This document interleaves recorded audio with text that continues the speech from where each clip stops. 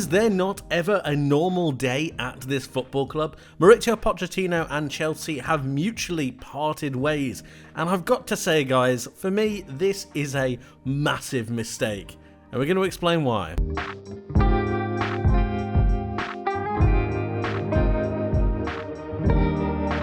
It's very rare that I'm left lost for words, but I've got to say, this is one of those moments. I don't get it. I don't know what more he could have done for you. And I'm not even a Chelsea fan, and I just don't see it. They were doing well.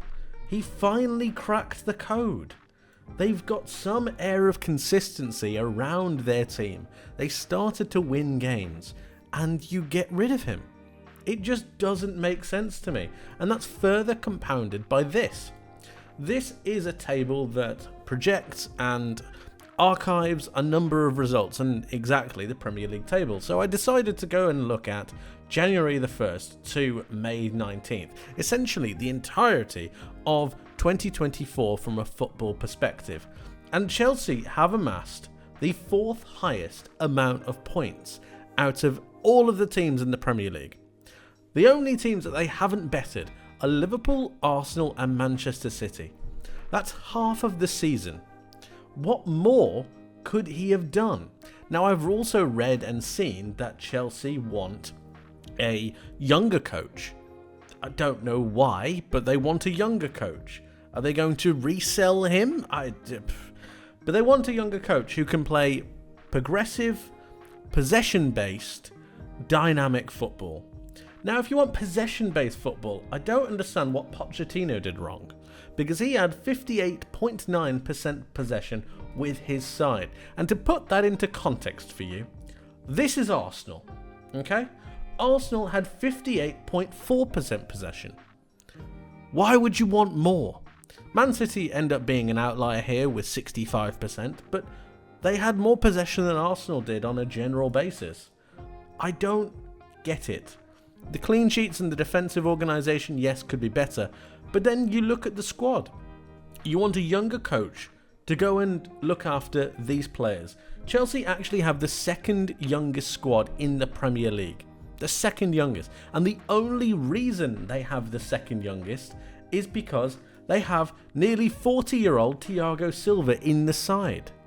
It just doesn't make sense. They finally managed to get somewhere. They finally managed to do it. And you think that a younger coach is going to come into this side and automatically get them playing perfect football? It just doesn't work like that. Younger players have inconsistency. Younger sides have inconsistency.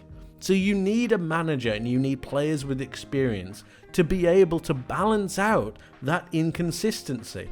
It just doesn't make sense to me.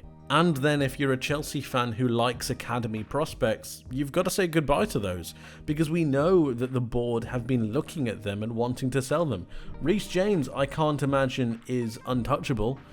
Trevor Chalobah will probably be moved on. You've then got the likes of Conor Gallagher, who was subject to interest from Tottenham a couple of months ago. I'm sure that will rekindle itself in the summer.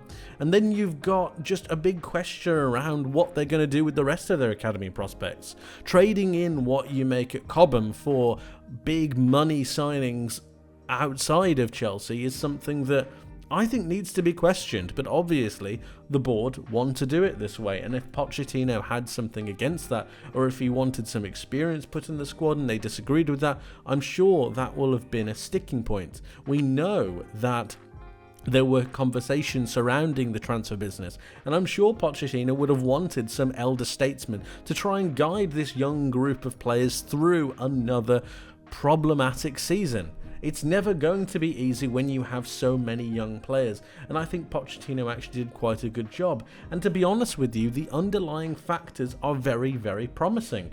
They win over 50% of their general duels. That's good. I don't know how else to explain that. That is a good thing.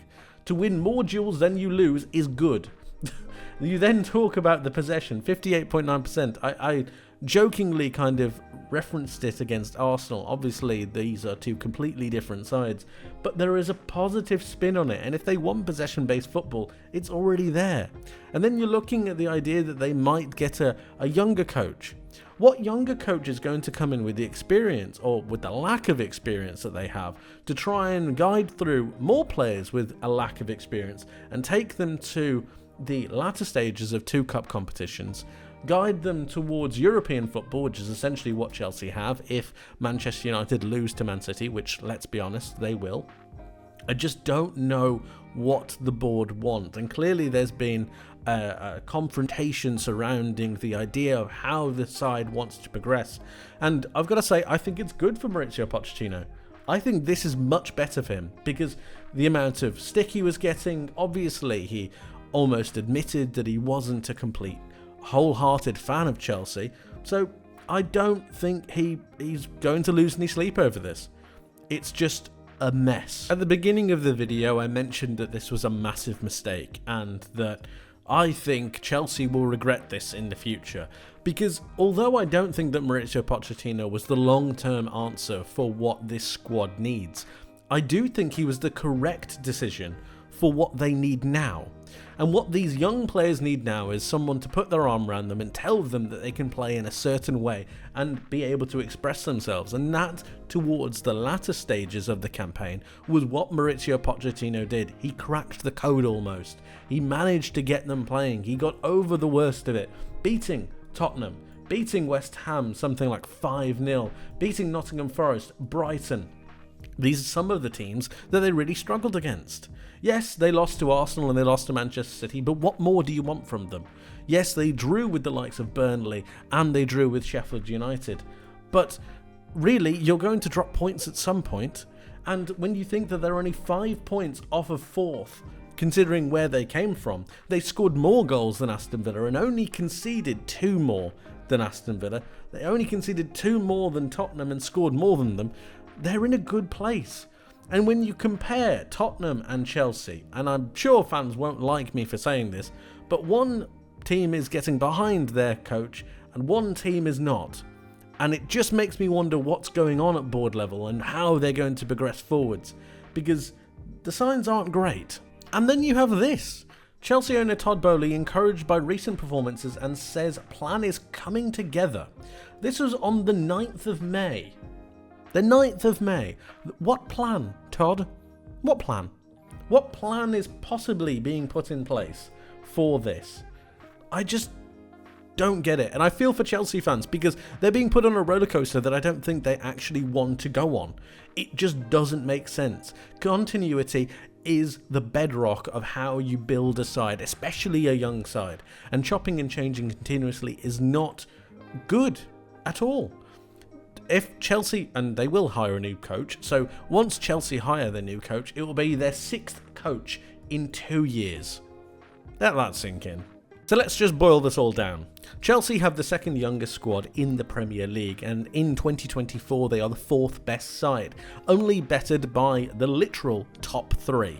So that's not too bad, but he's been rewarded with them mutually parting ways. And I think that's a problem because I think these players, these young players, need some experience around them and need someone to guide them through.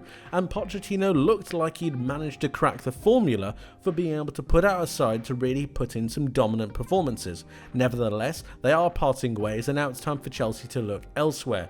And I've got to say that the situation surrounding Roberto De Zerbi and this coming out seems a little bit odd to me. There are reports that a Premier League club has already contacted De Zerbi about asking him to become manager. And if that is Chelsea, I'm not a Chelsea fan, but if that is Chelsea, that sums them up perfectly. They're like a kid in a sweet shop. The owners are like a kid in a sweet shop, seeing something nice, seeing something shiny on the other end and wanting that instead. Dropping what they already have and going for the newest thing. Seriously, it's a joke at this point. And you're messing with things that, honestly, through loads of people's experiences, shouldn't be messed with. But hey, let's see how it works out. For me, I think it's a massive mistake. Even if Chelsea didn't believe that Pochettino was going to be the person to take them forwards for the next few years, he clearly was getting a tune out of a very young squad and almost getting them to come together and harmonise and finally play some entertaining, attractive football.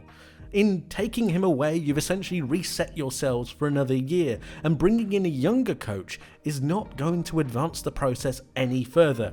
And then you've got the likes of Thomas Frank. I like Thomas Frank, I really do. But is he really the person to take Chelsea forwards further than Pochettino was?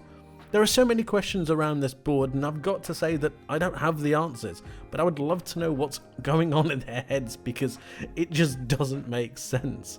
For me, like I said, it just is a massive mistake. But what do you guys think? Let me know your thoughts in the comment section below. Thank you ever so much for watching. I hope you enjoyed. I hope to see you in the next one. But until then, my friends, take care.